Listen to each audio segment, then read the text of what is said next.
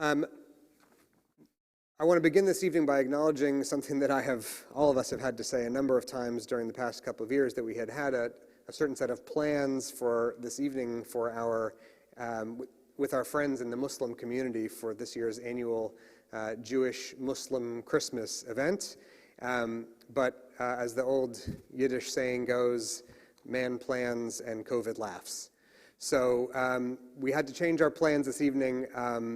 This is a partnership that has been very meaningful to us and to both of our faith communities for 13 to 14 years now, a partnership that was born years ago, partly out of the long and historic kinship and partnership between our two communities, and partly out of the practical fact that we just kept running into each other at the movie theater on Christmas Eve anyway, so we figured we might as well make something official out of it.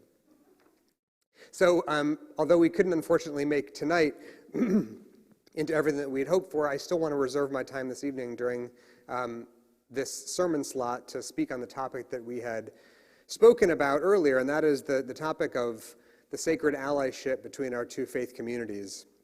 This is astronomically, as we all know, the darkest time of the year, and so it is appropriate for all of us to look for light wherever we can find it. And there is a special joy that comes from finding light in each other and in learning together how to kindle our shared lights in the darkness.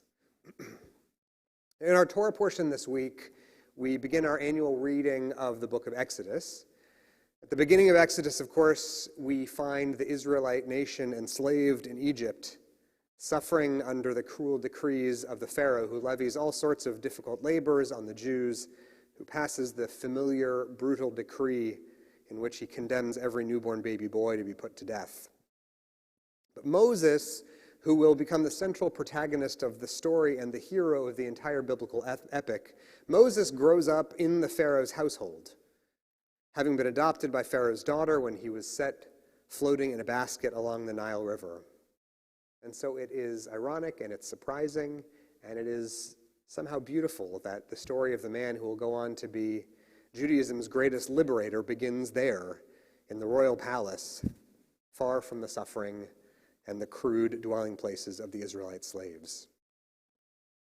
In time, of course, Moses will come to see his kinship with the slaves overtaking and eclipsing his identity as a member of the Pharaoh's household, but it'll take some time, and it's not immediately clear when and how that transformation takes place. It is in Exodus chapter 3 that Moses receives the miraculous call at the burning bush. But quite some time earlier, at the beginning of Exodus chapter 2, the text tells us that Moses, who is by this point in the story a grown man, goes out from the Pharaoh's palace, vayetze el echav, and he goes out to check on his brothers. There's something wonderfully ambiguous about the Hebrew phrasing here, because it's not clear who we are to understand the brothers were that Moses was going out to look after. We might instinctively like to assume that it's the Hebrew slaves that he's going to check on, but Moses doesn't even know at this point in the story that he is a Hebrew. And besides, even if he had known it, growing up as he did amid wealth and royalty, why would he trouble himself to go out to check on the welfare of the slaves anyway? So it seems more probable that the brothers the text refers to here are the other Egyptians. Moses is going out to the fields to check on the taskmasters, his brothers, and how they are keeping the slaves, the Jews, who serve him, Moses, in check. But soon something changes inside Moses. At some point, things realign inside his mind, and the text begins more clearly referring to the Israelite slaves, not the Egyptian royal family as Moses' brothers, his kinfolk, his family. So how does that transformation take place? Well, there are two moments, I think, that trigger this change, after which Moses begins thinking about himself as connected with the Israelite people. The first moment comes when he witnesses the taskmaster savagely beating a Jewish slave. At that moment, Moses is confronted unavoidably with the cruelty and the injustice of the empire, and he can't ignore it anymore. The text says that the slaves groaned under the bondage and cried out in agony. It seems that when he heard that cry, a spark of empathy is struck inside Moses, and he realizes that he has to act. He has to defend the person who's being abused. So that's the first moment. The second moment happens at the burning bush. And that is the point when Moses accepts God's charge to lead the people out of slavery. In that moment, it is the sudden, blinding awareness of God's presence that awakens Moses' soul and brings him to an awareness of who his brothers really are, who his people really are. Now, the reason that I offer this teaching and that I ask this question about how and when Moses comes to know his brothers and sisters, this evening when we reflect on the lights of communal and interfaith unity, the bonds of allyship that connect different religious communities, is that I think we can learn from Moses' understanding about what it means to see others as our sisters and our brothers. In the Bible's description of Moses' evolving awareness of the bonds that connect him to other people, I think we are being invited to see a spiritual progression, a kind of ethical ladder that we're invited to climb one step after another, ascending to ever higher forms of partnership and allyship. And now in the first stage of Moses' spiritual development, he finds kinship at the lowest, most basic level, in the experience of knowing that there are others with whom he shares a simple set of life circumstances. And so he sees the other Egyptians as his brothers, including those who served as taskmasters over the slaves. Because at the beginning of his growth process, there at the lowest rung, he believes that brotherhood emerges from things like living in the same area, sharing a language or a set of cultural expressions. And we experience that too in the connections we instinctively feel with people in our neighborhood, people who look like us, dress like us, speak like us. And this is a valid and important form of kinship, but it is not, I would suggest, the most ethically advanced form. The next phase comes when Moses finds brotherhood in the experience of empathy with those who are suffering. For Moses, the shock of seeing the slave being beaten awakens a feeling of solidarity that he'd never known before, and it jolts him into a new sort of awareness altogether. This kind of religious allyship, I think, is especially relevant on an evening that had been dedicated to the partnership between Jewish and Muslim communities. Those ties of interfaith connection have been a source of great comfort to me and to my Jewish clergy colleagues over the years. In recent memory, when hate crimes and bigotry have been on the rise, every time there is an act of violence or vandalism, we can count on hearing from those outside of our faith community to offer comfort and support.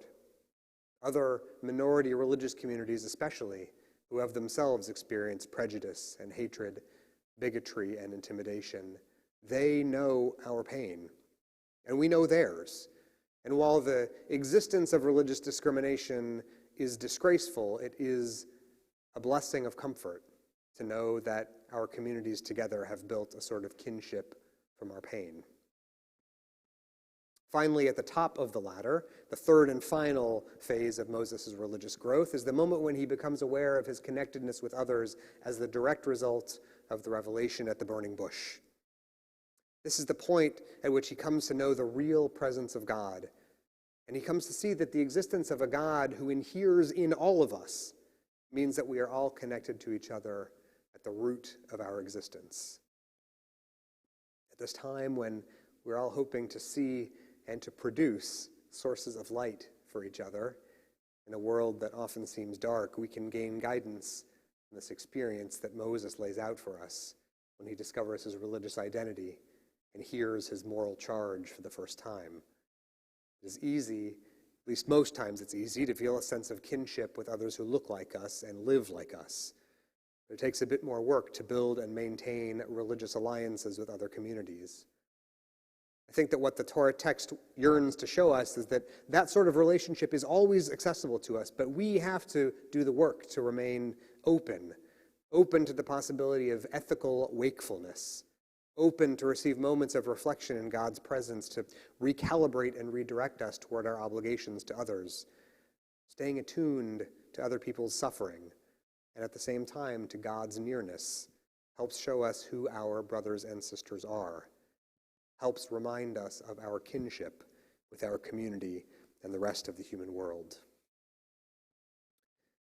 One of my fondest hopes is for our Jewish community to be a sustaining light in the darkness. For that to happen, we first must make certain that we are connected with each other. And soon thereafter, we can see to it that we are committed to knowing others, knowing what brings them pleasure and knowing what brings them pain. When we stay aware of each other's struggles, we create a connection and a sense of oneness that will show other communities that they can consider us our sisters and brothers.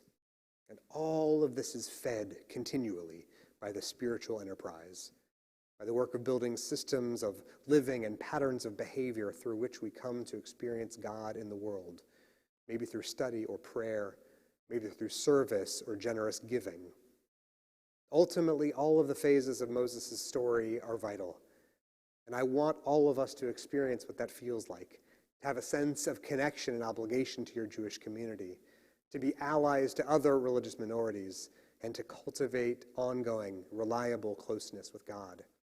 None of those actions, none of those stages is sufficient on its own. Focusing on only one risks us falling into either self-examination or losing our connectedness with God and Jewish tradition on which our foundation rests. This work is ongoing.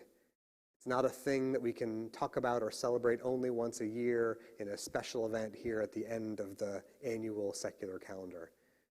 Instead, that light that reaches out to other communities beyond our walls must be steadily fed and steadfastly tended. It's work that calls to all of us that we keep that light burning bright for this place that means so much to us and to those outside the sacred community, that we, for them, can be an enduring light in the darkness. Shabbat shalom, everybody.